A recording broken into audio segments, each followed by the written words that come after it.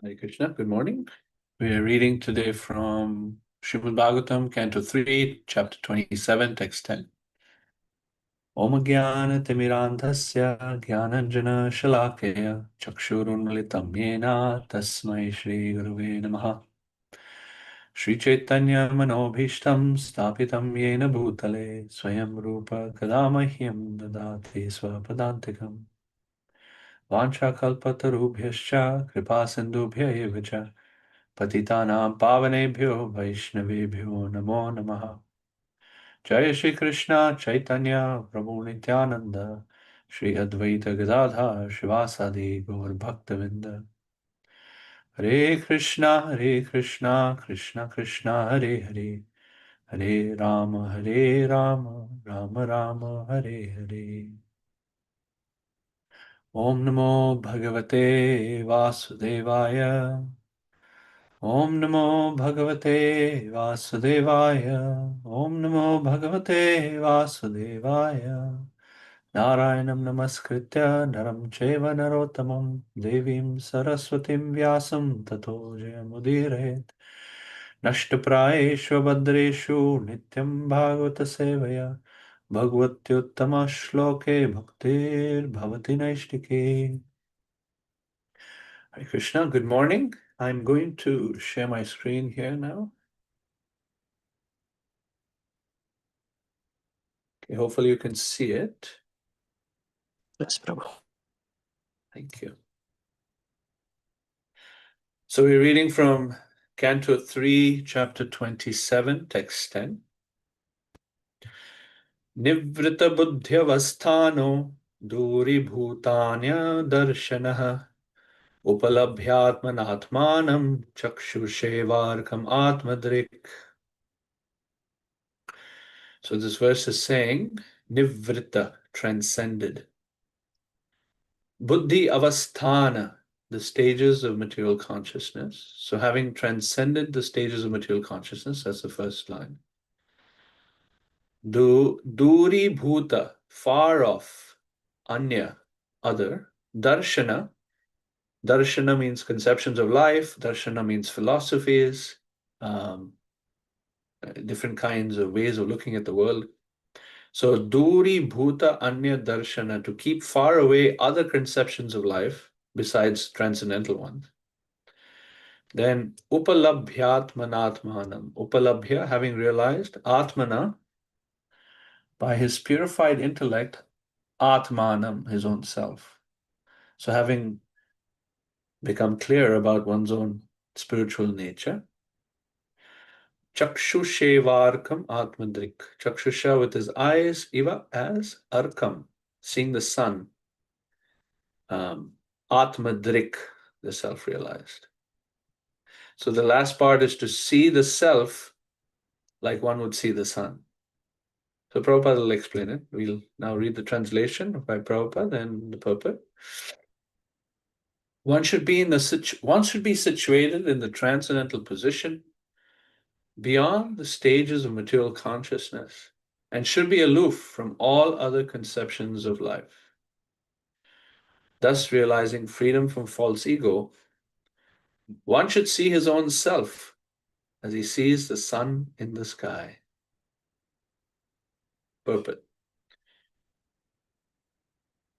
Consciousness acts in three stages under the material conception of life. When we are awake, consciousness acts in a particular way.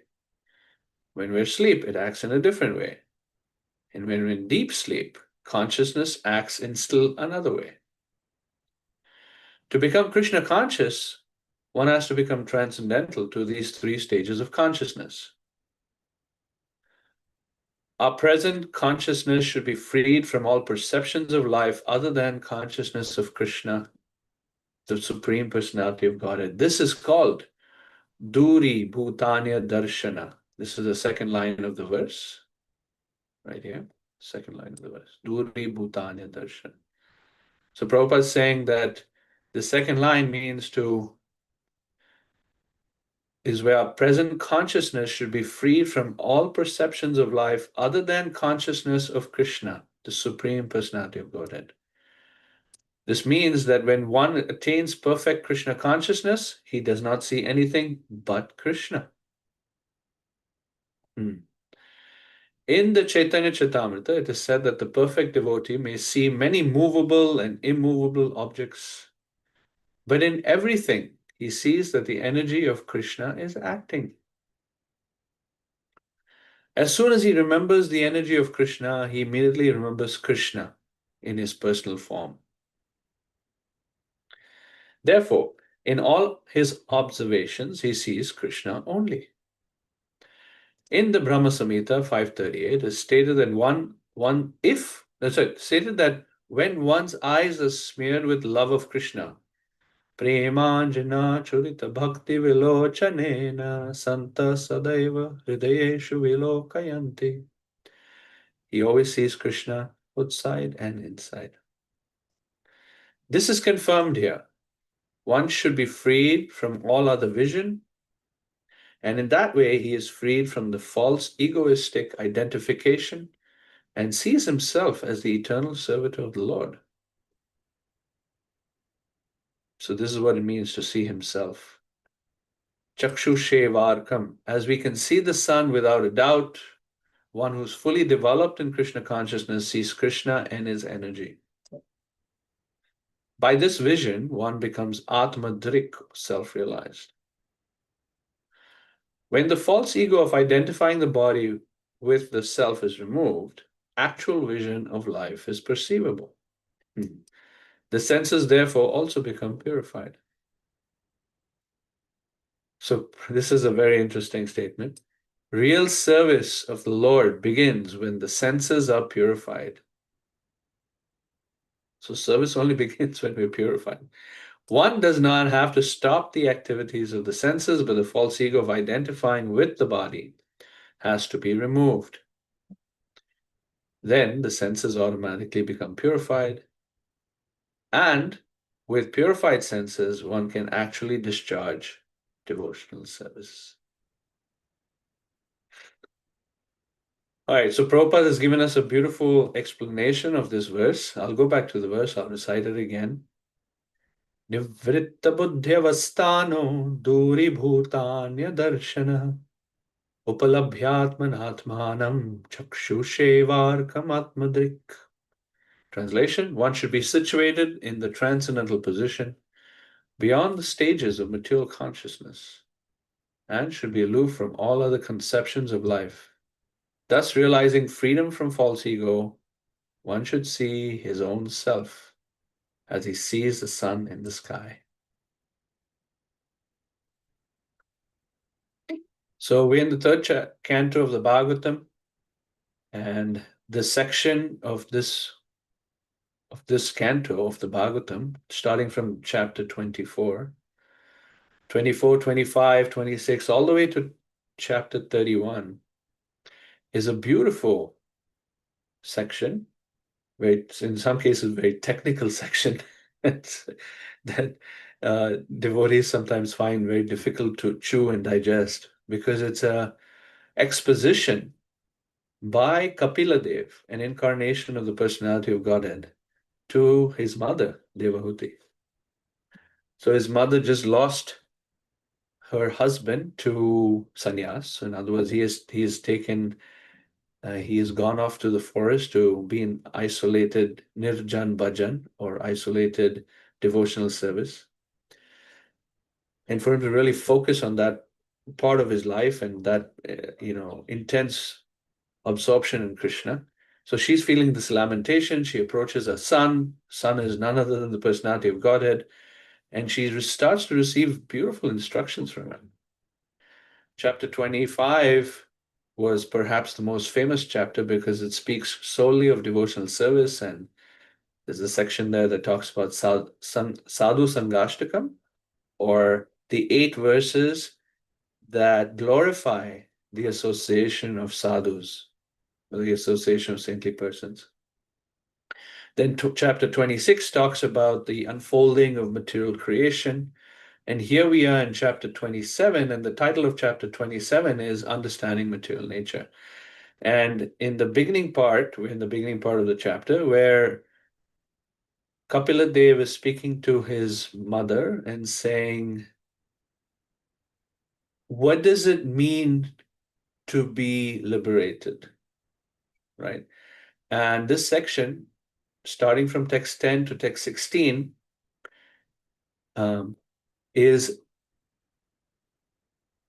gives you a flavor of what it means to have this consciousness that's free of false ego, or being Krishna conscious, really, being liberated from material contamination, material consciousness.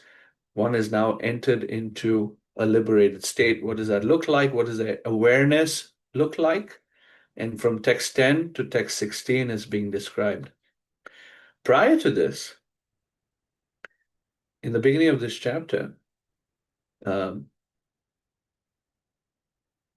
Kapila Dev is doing two things. Number one, he explains what does material consciousness look like and what the conditioned soul experiences, which is not fun. And then up to text 9, he expresses very practical ways of how to get beyond material conditioning, right? In the text 1, he describes that as the sun remains aloof from reflection and water, the soul abiding in a material body remains apart from the reactions of the modes. Meaning that you could compare the soul to the sun, and our experience in the material body can be compared to the reflection of the sun on water. So we see the sun's reflection on water, and we can see the sun moving around in its reflection on water because the surface of the water is not steady. Like that, our consciousness, when we experience the material energy and the modes of nature and the material energy, it's like the reflection of the sun moving. And so that's our mind that moves and gets excited and disturbed and joyful and resentful and all those kind of things. Yet there's an existence of the sun different, and just like that, our existence of a soul is different. And the devotee or the person who has now identified with that spiritual essence beyond the body and beyond the modes of nature, that person has now identified to be the sun as opposed to the reflection of the sun and water. So they remain aloof from reactions.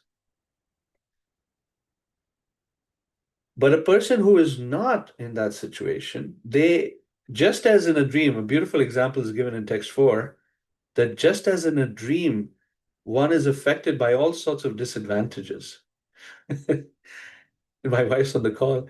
Very interesting, because this very morning, she woke up and she said, I had a dream that I felt so guilty, so disturbed, and my emotions were really taking over. But as soon as I woke up, it was such a relief that was just a dream.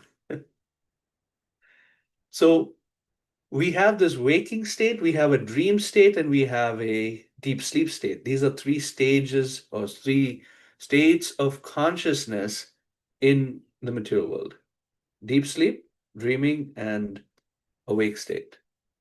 And so when we're in the dreaming state and we have all these experiences of life, it's such a relief to now come to the wake state and say, oh, it was just a dream.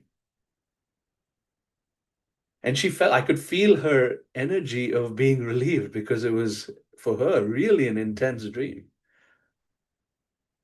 Similarly, there's something called turiya, and that's the first line of this verse. Let me share my screen again. The first line of this verse is Nivrita Buddhyavasthano, meaning you're transcended all stages of material consciousness. The three stages of material consciousness are deep sleep, dreaming and wakefulness. So these three stages. Then there's a stage above that, that stage above that is transcendental. It's called Turiya, or the fourth stage of consciousness. And so just imagine our awake state of consciousness And all the experience with it, the pains and the pleasures and the anxieties. This week has been filled with anxiety for me.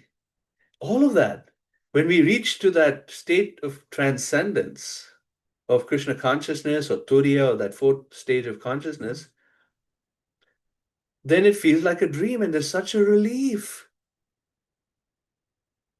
Such a relief. You shed all of that weight, all of that burden that we carry in our mental space is shed just by connecting with Krishna in this fourth stage of consciousness, by being transcendental. So then Kapila Dev goes on to say from text 5 to text 9, how to do that. So he says in text 5 that we do it through Tivrena Bhakti Yogena, through this intense devotional service. The same phrase, Tivra Bhakti Yoga, Bhakti Yoga is devotional service, and Tivra is like really strong. Like when you have very intense rays of the sun coming through, like that kind of Tivra Bhakti, that strong practice of Krishna consciousness with detachment is the way to actually get to this fourth stage of consciousness, Turiya. How do you engage in devotional service?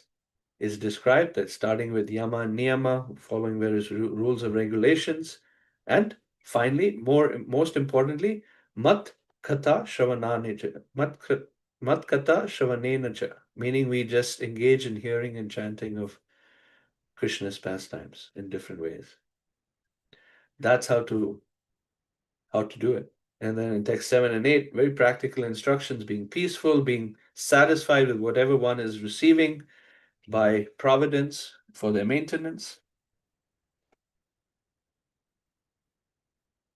using the power of knowledge and detachment to not identify with the body or bodily relationships that may sometimes weigh on us. So that is the process that he gives from text 5 to text 9, and here we are in text 10, where he is describing what it's like. So number one is transcended the stages of material consciousness. They've kept all other philosophies of life to the side because they're very convinced about the fact of being a spiritual soul connected to Krishna. They've realized who they are, and they realize themselves to be a spiritual entity, and now they are seeing themselves as they would so obviously see the sun. It's so easy to see the sun. When the sun is there, you see the sun. You have to be really intent on avoiding the sun to not see the sun. Similarly, we have to be really intent to not to see the soul and who we really are, and to instead see the false ego. You have to hide behind a rock or a big tree or something like that, and you won't see the sun. But when the sun is present, it's so easy to see the sun. It's obvious to see the sun. So Prabhupada spent a lot of time in his purport speaking about perceiving Krishna everywhere, right? This idea of Premanjana Churita Bhakti Vilochanena Santa Sadaiva Hridayeshu Vilokayanti. Where when our eyes are anointed with the salve of love, then one naturally sees Krishna everywhere. There's beautiful stories of Prabhupada in this connection. How he describes in the purport is one may not see how you see Krishna everywhere is you see the energy of Krishna, and then you connect that energy of Krishna to the form of Krishna because it comes from ultimately the form of Krishna, and then you see Krishna. So when somebody sees a tree, he would say, when you see a tree, do you see Krishna? Is Krishna the tree? Not exactly. You see the tree as an energy of Krishna. The soul that's residing within the tree is an energy of Krishna.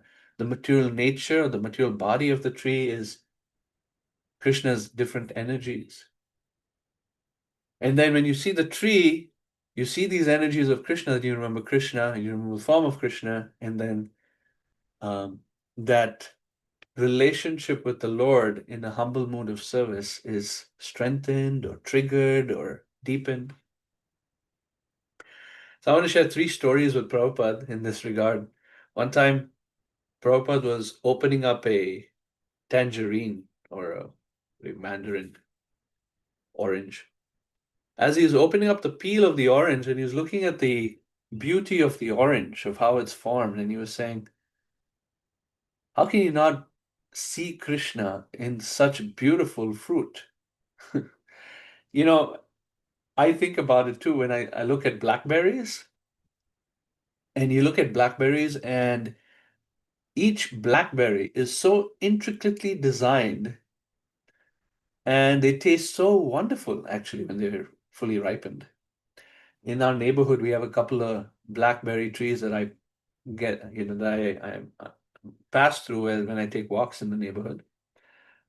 And there's so many blackberries just coming from the nature. How does Prabhupada will say, how does a tree know to pick up that particular flavor from earth, to put it at the end of its branches or twigs to make this beautiful fruit of the blackberry or whatever the fruit is, lime, lemon, apples. We have an apple tree outside. I'm just fascinated how these things grow. And each blackberry is so intricate, so juicy, and so many within a tree, and it knows to come back every year. Such magic in Krishna's creation and mystery. One time Prabhupada was sitting in it was a cloudy day. I think it was in England, which is very common to be cloudy and rainy. And then suddenly the clouds parted and the sun started to beam through the window and bask, and he was basking in the sunlight. And Prabhupada said, one day you will experience the sunlight as an embrace of Krishna. Isn't that nice? You'll experience sunlight. You see some sunlight here. Experience the sunlight as an embrace of Krishna. Because even the sun's energy comes from Krishna, and behind the sun is a form of Krishna. Yaschakshuresha savita sakala grahana raja samasta suramurti rashesha teja. In that verse in the Brahma Samhita, is described that the sun and the moon are the eyes of Krishna, or the universal form of Krishna. Another time the Prabhupada, was giving a class, and he said, all of you think you're sitting on the floor, but you're actually seated on the hand of Krishna. To see the floor as you're seated on the hand of Krishna. So in Prabhupada's life, we see in all of these circumstances, your everyday life kind of circumstances, that because eyes were anointed with the salve of love, he was able to see Krishna everywhere. He was just out of his love, he would see Krishna everywhere.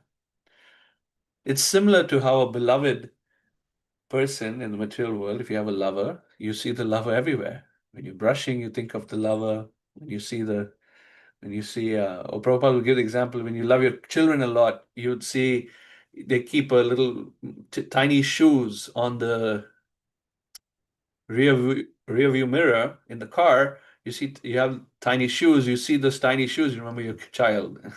So that's how it works. Love enhances remembrance, or instigates remembrance.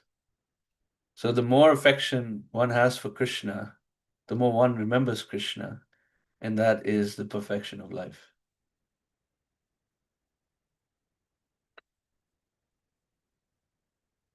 Towards the end of the purport, Prabhupada explains this idea of being free of false ego and to see oneself as the eternal servitor of Krishna.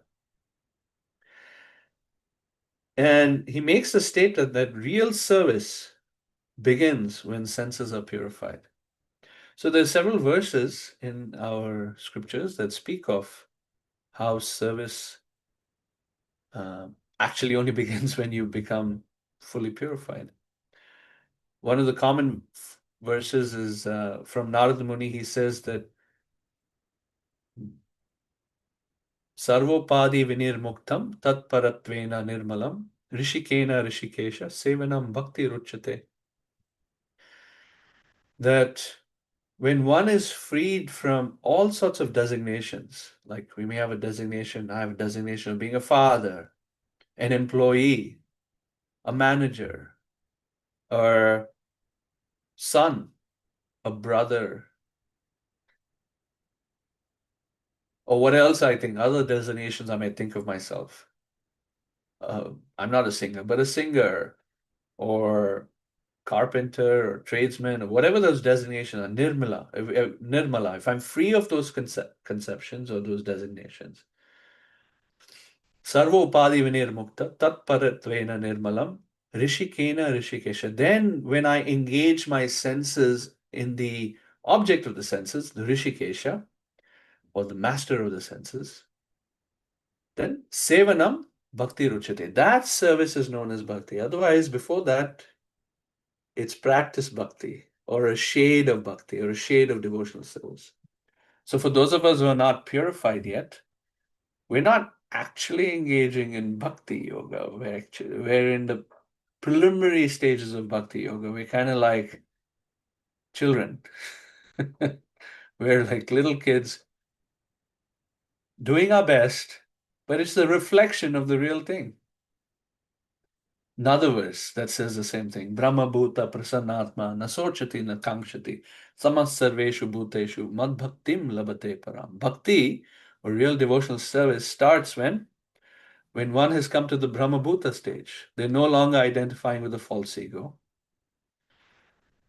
They don't have lamentation. They don't have this strong hankering.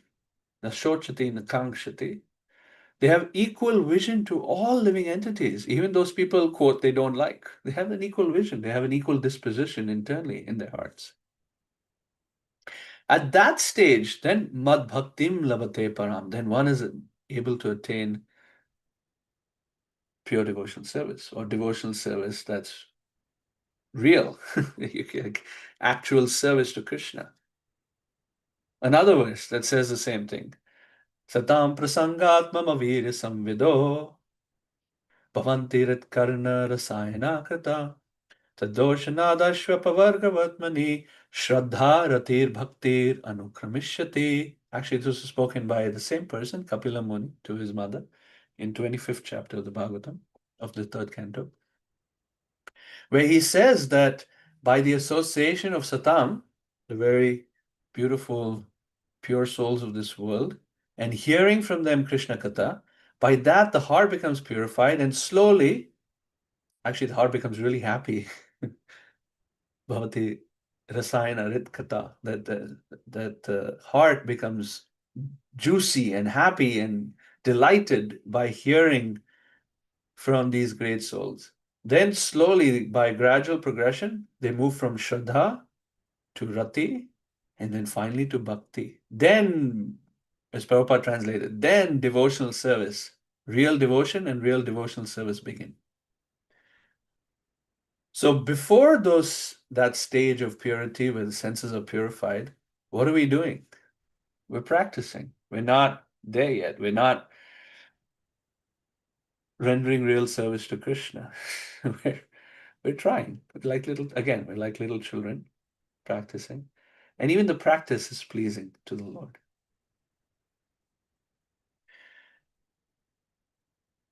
We don't stop the activities because we're not pure.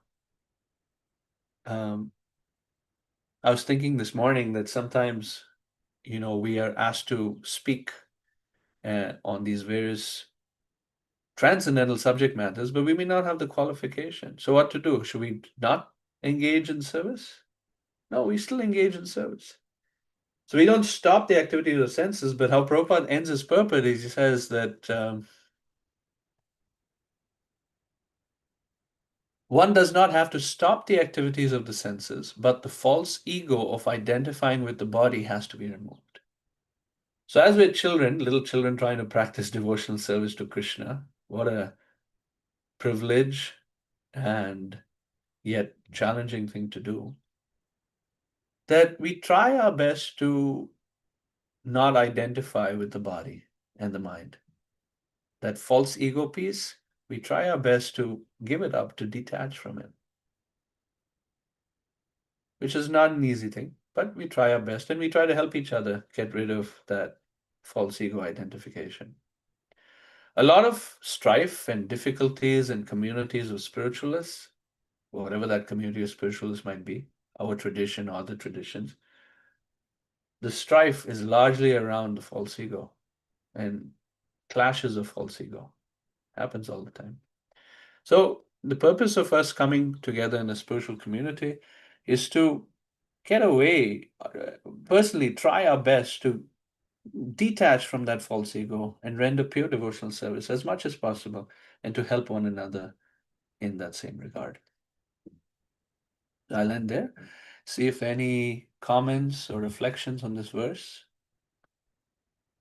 of your own. I will Hi, Krishna. read it again so you can see it. Hi, Krishna. Shradhika. Yeah. So there was this particular theme in the translation and the purport about detaching oneself from other conceptions. Yeah. And in both our lives, there are some other conceptions that we use as an aid or a supplement to bhakti. Mm-hmm. And I'm just curious if you would be willing to share in your own life, how do you set some guardrails for yourself to make sure that you're, still on the mainstream path, even though there might be other things that you might learn, teach, that are not necessarily core bhakti practices? Yeah. So one of the limbs of bhakti, well, let me share. The two things that I teach outside of our scriptures that seem to be outside our scriptures. Number one is nonviolent communication, and the other one is the empowerment dynamic or getting out of drama triangle.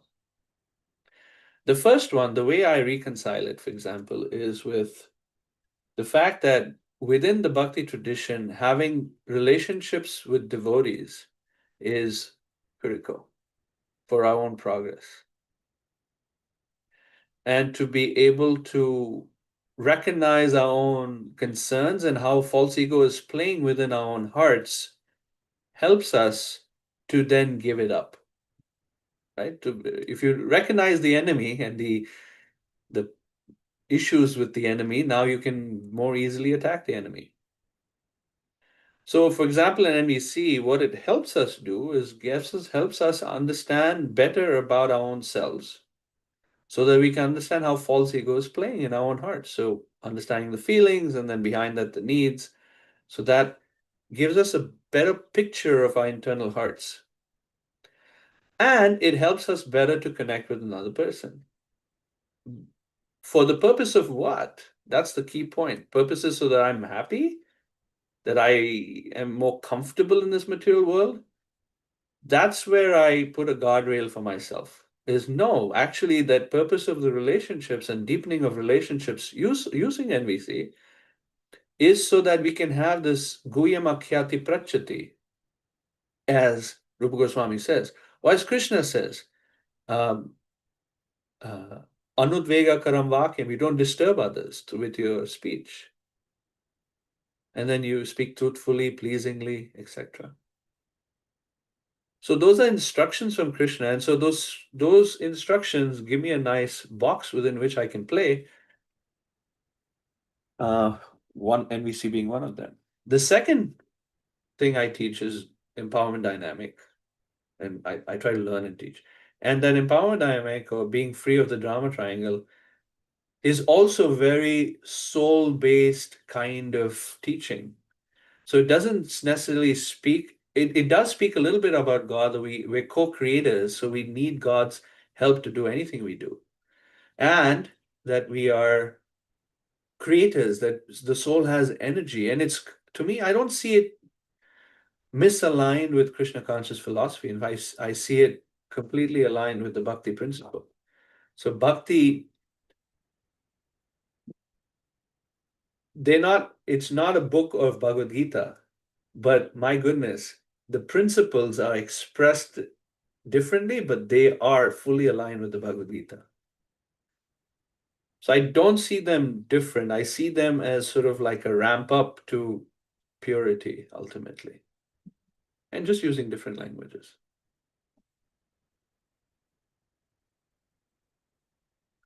If I can't make that connection with the scriptures and how it's going to help me ultimately attain freedom from false ego and relationship with Krishna as his eternal servant, then it doesn't help me. Then I don't necessarily get enthused by it.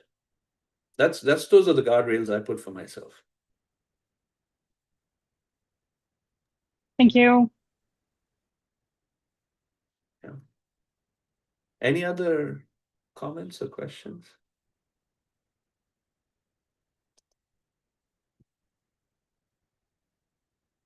Hare Krishna, Prabhu. Thank you Hare so much. So I was, the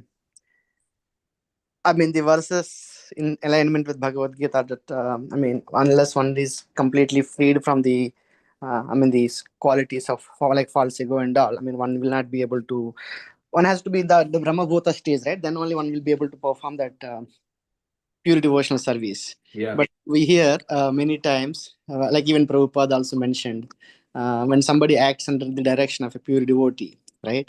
He gave the example of somebody coming and keeping a toilet paper in the toilet and going back. And Prabhupada mentioned he performed pure devotional service, right? So would you like to comment on that, Prabhu, a little bit? It's not a direct contradiction, but I think the activity itself is the pure devotional service, right? No, actually, the pure devotional service is a combination. Service is a combination of motivation and activity. So Prabhupada would say, bhakti is not just devotion, right?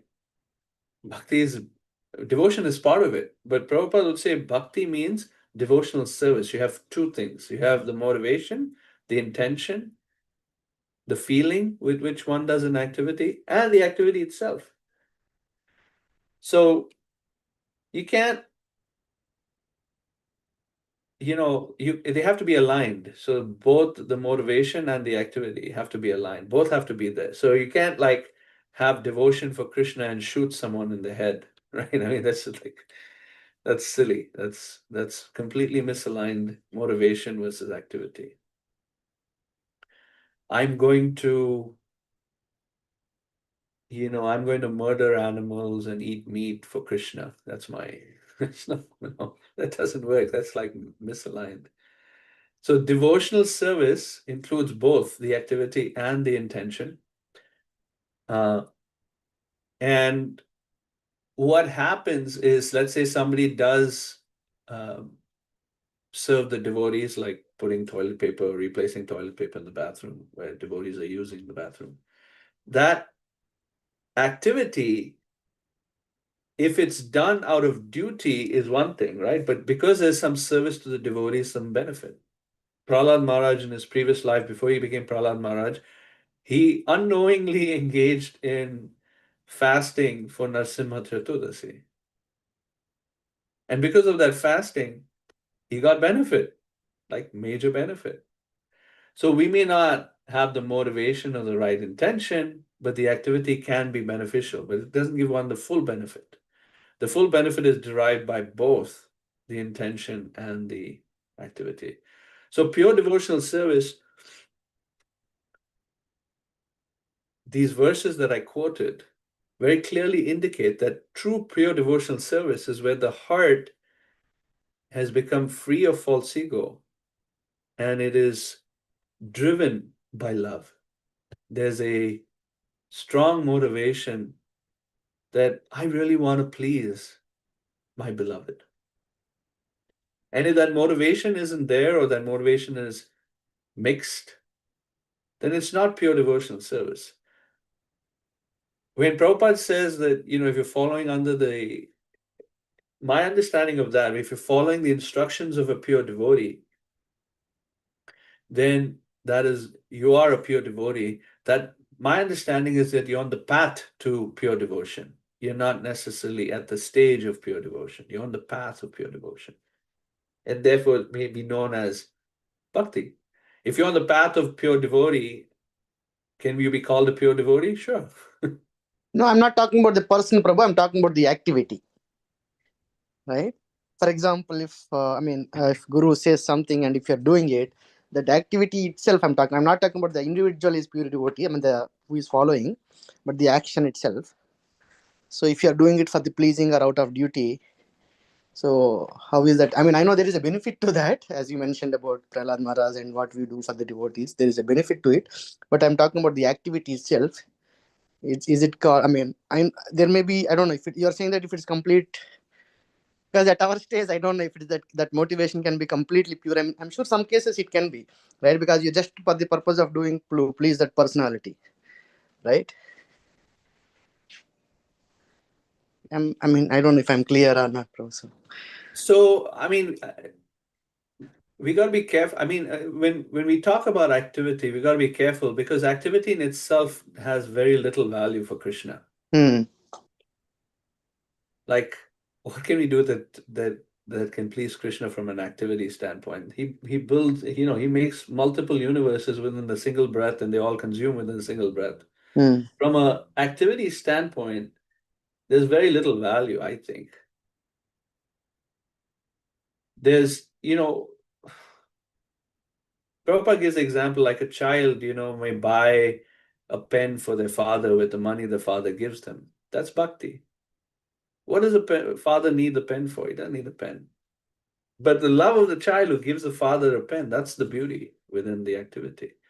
When we offer food to Krishna, does Krishna need food? He doesn't need food. So the activity itself has very little value.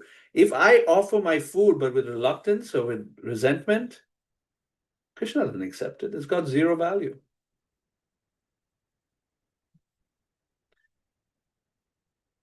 So there's got to be some the feeling ultimately, and I've heard my spiritual master say this, everything, motivation is everything, intention is everything. There was this whole discussion going on in Gita Nagari between Maharaj, Rampala Maharaj, and Garuda Prabhu about, how do you know Prabhupada is pleased? My takeaway from that conversation is, if you follow an instruction of Prabhupada, and I was having a discussion with one devotee after the class, is if you follow an instruction of Prabhupada and actually fulfill the instruction, does that mean Prabhupada is pleased? I don't know. It really depends if you did it in a way that Prabhupada will be pleased. Like one time, Maharaj was telling the story. One time he was leaving a home and he had forgotten something. So he told the devotee that was next to him, can you go bring that something? And that person ran inside with his shoes on into that house, and kind of disregarded whoever was in front of him. Oh, Maharaj asked me to go get this something. He went, grabbed the something, came back out and gave it to Maharaj. Now you could say the activity was exactly what Maharaj instructed him to do. But he did it in a way that was not considerate of others or sensitive to others, which was not pleasing to Maharaj. So actually Maharaj got irritated by how that was carried out. So it's not just the activity. We have to be careful. It's how the activity is carried out. Yes, Brahman. I think I did not say it right way. So I was talking about activity plus that intention. So our intention also can be, may not be, I don't know when we say that pure state, right? But it will be without any other motivation. You are doing that activity in a pleasing manner. So that activity I'm talking about. I'm not talking about the activity without any intention or any. Yeah. So it may be considered on the path of pure devotional service, but if the heart is still contaminated by false ego, it's not yet there. It's mixed devotional service. And let me share my screen here. What does that look like when activity is mixed? We have good intention, right? But then the activity is mixed. So let me share my screen. It's coming up in chapter 29. So here you can see Kapila Dev says, there are multifarious paths of devotional service in terms of different qualities of the executor. So the next verse says, text 8. Devotional service executed by a person who is envious, proud, violent, and angry, and who's a separatist is considered to be Devotional, it's still devotional service, it's still bhakti, but in the mode of darkness. Then he goes on to say, sometimes devotional service, worship of the deities in the temple by a separatist with a motive of material enjoyment, fame, and opulence is devotion in the mode of passion. Devotion in the mode of passion. Look at that. And sometimes we may do some service and we start with some, okay, I want to do it for Krishna with some purity. And then along the way, somebody starts giving us some accolades, some recognition. And now, guess what? Fame becomes our primary motivator. While we're doing the same service, we start off with good motivation and then it slips into mode of passion kind of devotion.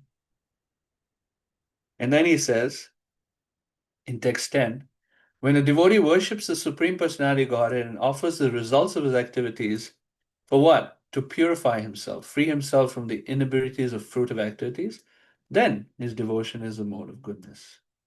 So when you do it as just out of duty, I offer to Krishna food out of duty, so I get purified. That's devotion in the mode of goodness.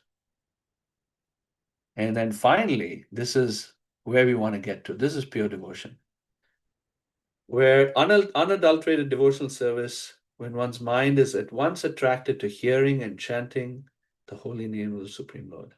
Yeah.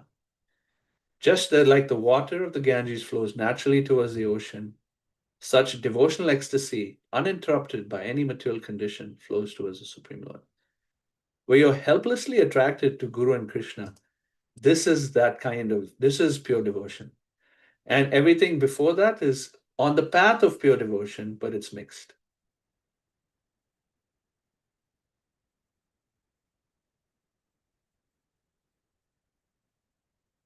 Thank you.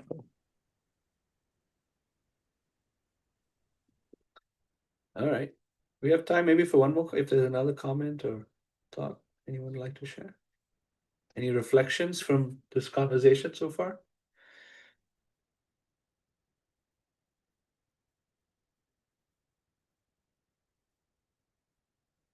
Hare Krishna Prabhuji, Dandavat Pranam. Hare Krishna. Very wonderful discussion in the class also. I was just thinking about the 3 stages that you are saying, Jagra, Swapna, Shushupti, right? So Shushupti and Turiya, are they different or the same? So Supti is the lowest level, right? So Supti is where you're in the deep sleep stage. You're in a coma kind of stage. Yeah. Sushupti, then Swapna is the dreaming stage. Yeah. Then Jagrati is the wakefulness stage. Yeah, and then above that is Turiya, or the 4th stage of consciousness. That is above Sushupti, right, Prabhuji? Oh yeah, way above Sushupti. Okay. Yeah. Above Sushupti. And also I heard there is also Turiya. I can't hear you so well. I'm sorry. What's your question? Yeah, they also said there is one more level higher than Turiya, that is Turiya Atita. They go completely immersed. And it depends on context. I've not heard that. It depends on context. Turiya, like I don't know, 6-8 times in the Bhagavatam is described. And it's often, not always, but often described as this 4th stage, transcendental stage of consciousness. There's another understanding of Turiya. Yeah. It's another name for Krishna. Okay. And Turiya is a name for Krishna, which means he lives in the 4th dimension. And Prabhupada explains it this way. Our lives, when we live in this, we live in a 3-dimensional material world, length, breadth, and height. 3D, yeah. We live in a 3D world. Krishna is in the 4th dimension. That's why we cannot see him with our naked eyes. Yeah. And in that 4th dimension, because he's in the 4th dimension, he can appear anywhere at any time. If you take a 2-dimensional world, and this is studied by scientists, a guy named Carl Sagan, he's done a whole video on this. If you live in a 2-dimensional world and you have a 3-dimensional object, it can appear at any time, anywhere within the 2-dimensional world. Similarly, if you're in the 4th dimension, Krishna, you can appear anywhere at any time within the 3D world that we live in. Yeah, So we that's have what to Krishna, elevate. We have to elevate our consciousness only, maybe. Right? yeah. It is on our hands to connect with him and elevate our consciousness. That's what I'm thinking. Yeah. But for us, Prabhuji, I feel like even in the Jagrata state, avastha, we are almost in the sleep only, because even if we sit in class, sometimes we will listen, sometimes we don't even listen. Sometimes there is like Kali Yuga avastha, that's what I can mention. Like even in the Jagrata, we are in sleeping only. Yeah. Dreaming of something else, daydreaming, all these things happen for us. Thank you, Prabhuji. Very, very nice class. Thank you, Hare Krishna. Hare Krishna.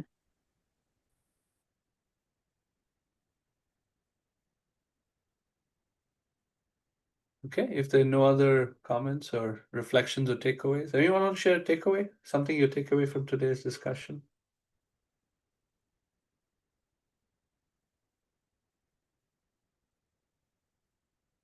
Okay, we'll see you all next time. Srila Prabhupada ki jai. Grantharaj Srimad Bhagavatam